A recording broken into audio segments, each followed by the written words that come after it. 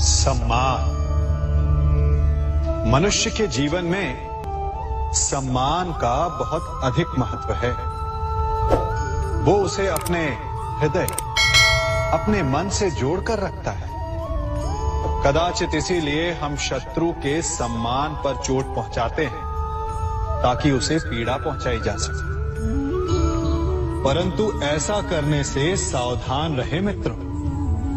शरीर पर लगी चोट मनुष्य भुला सकता है, परंतु उसके सम्मान को लगी चोट उसे जीवन भर पीड़ा देती है।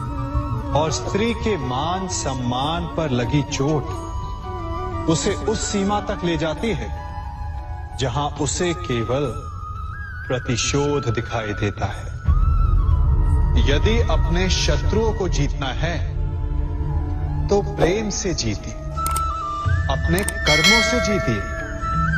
उन्हें अनुभव करवाइए कि उनसे भूल हुई है। किसी के सम्मान को ऐसी चोट ना पहुंचाइए कि वो आपका नाश करने पर उतर आए। स्मरण रखिए, किसी का अपमान करके आपके हृदय को कदाचित थोड़ा संतोष आ जाए, परंतु उस अपमान से आप कई हृदयों को आघात पहुंचाते हैं और अपने लिए एक शत्रु और बढ़ा लेते हैं।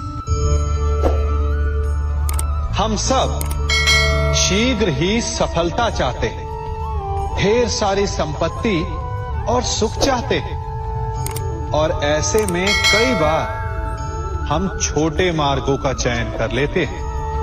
वो मार्ग जिनमें परिश्रम नहीं होता, जिनमें होता है तो केवल छल, कुटिलता और भाग्य का सहारा। जैसे कि जुआ। कोई जुए के खेल में धन लगाता है, कोई दांव लगाता है और ये भूल जाता है कि जुआ ऐसा दलदल है कि जिसमें एक बार गिरे तो सर्वनाश से पहले निकलना असंभव है। यदि आप जीते तो और जीतने की भूख बढ़ जाएगी, और यदि आप कुछ हार बैठे तो उसे पुनः पाने के लिए आप फिर से खेलेंगे। मनुष्य को ये आभास ही नहीं होता कि अपनी संपत्ति के साथ साथ वो अपनी मानवता, अपने संस्कार, अपना धर्म और अपना उत्तरदायित्व तक सभी जुए की भेंट चढ़ा देता है। इसलिए कुछ पाना है तो परिश्रम से पा।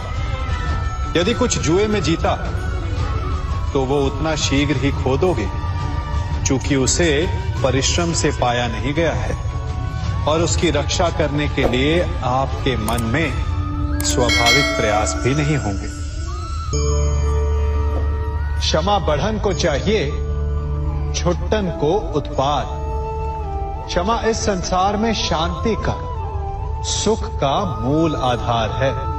क्षमा आपके मन से प्रतिशोध और शत्रुता जैसे भावों को समाप्त करती है। परंतु क्या हर स्थान पर क्षमा आवश्यक है? क्या प्रत्येक का अपराध क्षमा करने के योग्य होता है? नहीं। कभी कभी उसे क्षमा करके हम उस व्यक्ति को और बड़ा अपराध करने की प्रेरणा देते हैं, और ऐसा ही अपराध है स्त्री का मान भंग करना, जिसमें क्षमा की कोई अवस्था नहीं।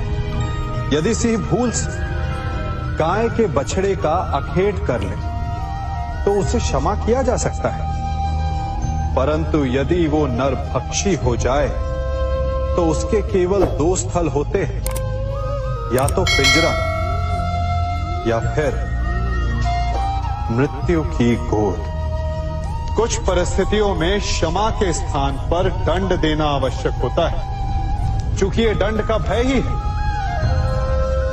जो लोगों को वो अपराध करने से रोकता है। संसार में सबसे बड़ा क्या है? अभिमान और बाहुबल, या विश्वास और आस्था? निश्चित रूप से बाहुबल के महत्व को नकारा नहीं जा सकता।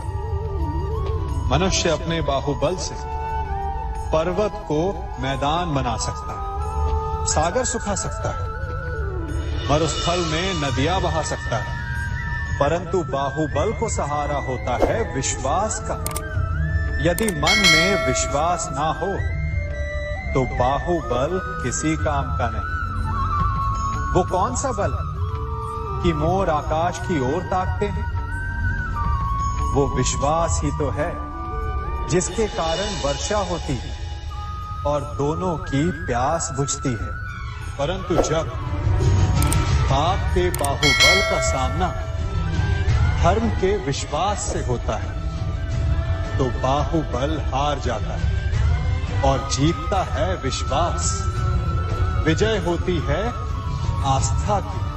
यदि आप सत्य के मार्ग पर चल रहे हैं और आप अपने इष्ट में आस्था रखते हैं तो किसी भी पापी का बल आपका कुछ नहीं बिगाड़ सकता।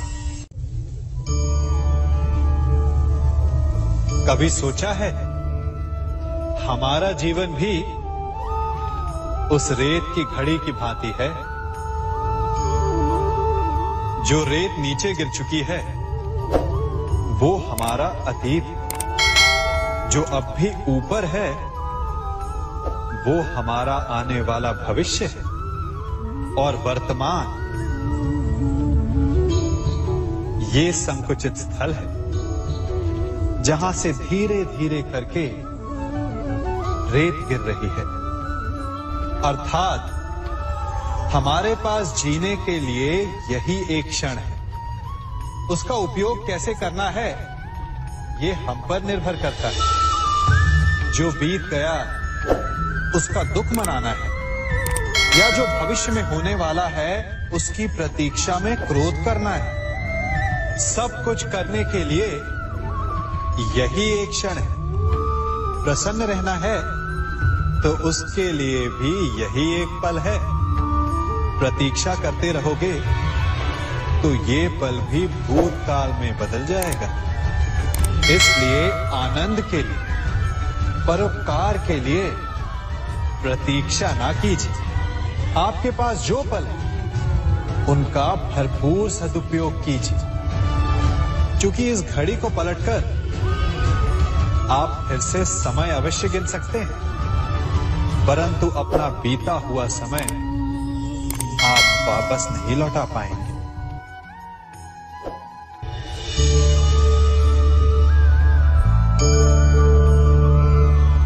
मनुष्य के जीवन में संतान का बहुत महत्व है। उस संतान के लिए वो कितने कष्ट सहता है, उसे पालता है, पोसता है, और यदि यही संतान संताप का कारण बन जाए तो क्या ये उसका दोष है? अधिकतर ये दोष हमारे लालन पालन का होता है। बचपन में बालक के हठ को मानकर हमें आनंद की अनुभूति अवश्य होती है, परंतु धीरे धीरे अपने बालक के हठ को मानकर उसके हठ के दास हो जाते हैं। एक हठी उद्दंड और असंस्कारी संतान उस सूखे वृक्ष के समान होती है कि यदि जिसमें आग लग जाए तो वो सारे वन को भस्म कर डाले। और स्मरण रहे, जब उसमें अग्नि लगती है तो सबसे पहले वो स्वयं के घर को ही भस्म करती है। इसलिए जब आवश्यकता हो तो अपनी संतान के हठ का विरोध करें, उसे रोके, क्योंकि यदि समय रहते ऐसा ना किया गया तो भविष्य में इस समस्या के परिणाम गंभीर हो सकते हैं। प्रतिज्ञा, वचन, ये सब मनुष्य ने समाज को सही दिशा में रखने के लिए बनाए हैं। वो मनुष्य ही क्या जिसके जीवन में नियम ना हो, जिनका वो पालन ना करे, परंतु समय के साथ चलने के लिए नियमों को बदलना भी आवश्यक होता है, क्योंकि ये आज का समय ही तो है जो बीत जाने के पश्चात इतिहास बन जाएगा। यदि आवश्यकता पड़ने पर नियम और प्रतिज्ञा भंग ना की जाए, समय की मांग के अनुरूप अपनी प्रतिक्रिया ना बदली जाए, तो इतिहास हमें कभी क्षमा नहीं करेगा। आवश्यकता पड़ने पर आपकी तोड़ी हुई एक प्रतिज्ञा, एक बंधन कभी कभी पूरे मानव इतिहास को बड़े विनाश से बचा सकता है। इसलिए नियम, प्रतिज्ञा, वचन कुछ नहीं, कुछ है तो केवल समय, जिसके अनुरूप चलने वाला ही सफल हो सकता है।